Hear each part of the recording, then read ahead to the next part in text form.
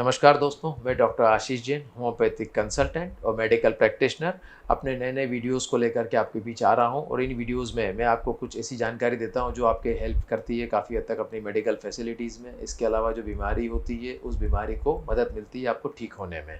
अब आज मैं आपको मुझे काफ़ी कमेंट्स आ रहे थे बीच में कि सर आप विटामिन B12 की मात्रा के बारे में बताइए कि शरीर में विटामिन B12 की मात्रा कितनी होनी चाहिए, और उसके साथ साथ उसके सोर्स कि विटामिन B12 हमें नेचुरल सोर्स से कैसे मिल सकता है।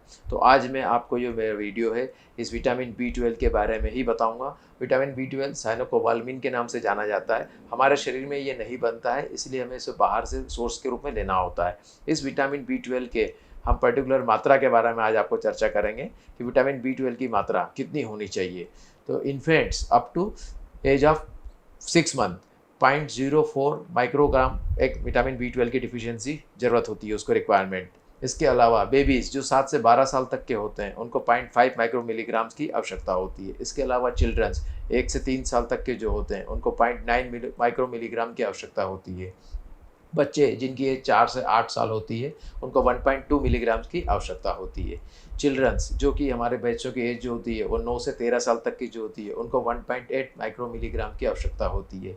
टीन एज बच्चे जो होते हैं उनको 13 से जो 18 एज होती है उसमें 2.4 मिलीग्राम की माइक्रोग्राम की आवश्यकता होती है विटामिन B12 की। इसके अलावा एडल्ट्स जो कि 18 साल से ऊपर होते हैं उनके स्टैंडर्ड मात्रा जो होती है वो 2.4 माइक्रो मिलीग्राम विटामिन B12 की आवश्यकता होती है।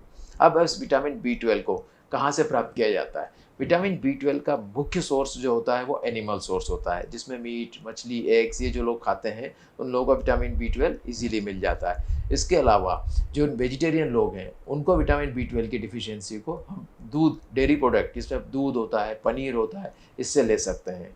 अब विटामिन के मेन सोर्स ये होते हैं। इसके अलावा मैं आज आपको विटामिन B12 की कमी से जो प्रमुख लक्षण हैं जो हमें दिखाई देते हैं वो पहचानना आवश्यक होते हैं। शरीर में विटामिन B12 की जब कमी हो जाती है तो हमारा नर्वस सिस्टम को ये प्रभावित करता है, जिसकी वजह से हमारे सोचने समझने की क्षमता में कमी आती है, याददाश्त में कमी आती है, कई लोग डिप्रेशन के शिकार हो जाते हैं। इसके अलावा आपको कई बार नींद नहीं होती है, चलने फिरने में तकलीफ़ होती है, हाथ पैरों में झुंझलाहट होती है। ये सारी समस्याएं जो है विटामिन B12 की कमी से आती है। तो विटामिन B12 को हम बहुत इंपॉर्टेंट विटामिन के रूप में तौर देते हैं, और इसको आप अच्छे से अच्छे समझें कि सोर्स में कहाँ से ले सकते हैं विटामिन B12। मैंने आज मात्राओं का भी वर्णन किया है। इन मात्राओं को आप ध्यान रखें, अपने ब्लड टेस्ट में आप ये रिपोर्टिंग करवा सकते हैं, जिससे आपको मात्रा का मालूम पड़ जाएगा कि हमारे शरीर में विटामिन B12 की कमी है या नहीं है। और thank you for watching videos.